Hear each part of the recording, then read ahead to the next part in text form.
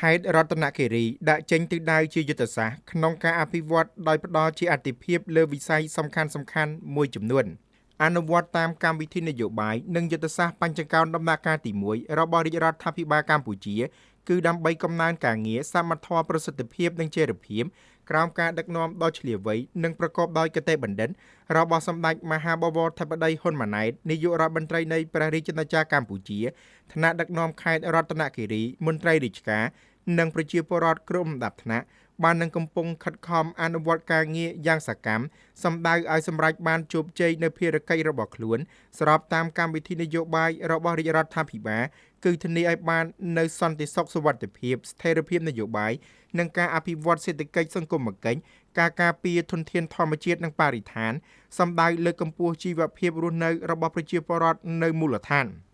ក្នុងនោះខេត្តបានដាក់ចេញទិសដៅជាយុទ្ធសាស្ត្រក្នុងការអភិវឌ្ឍដោយផ្ដល់ជាអាទិភាពលើវិស័យសំខាន់ៗមួយចំនួនរួមមានកសិកម្មកសិពាណិជ្ជកម្មហេដ្ឋារចនាសម្ព័ន្ធការអប់រំបណ្ដុះបណ្ដាលធនធានមនុស្សការថែទាំសុខុមាលភាពទេសចរណ៍និងអគ្គិសនី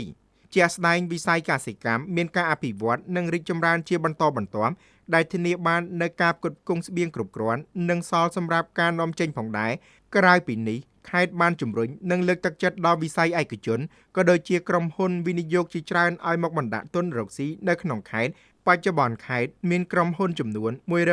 136សាខាក្រុមហ៊ុនចំនួន46និងសហគ្រាសឯកបុគ្គលមានចំនួន60ក្រៅពីនេះនៅមានក្រុមហ៊ុនដីសម្បត្តិសេដ្ឋកិច្ចចំនួន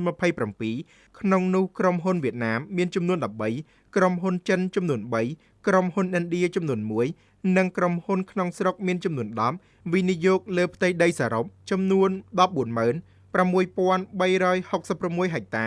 ដំណាំកសិកម្មកសិឧស្សាហកម្មនិងចិញ្ចឹមគោសាច់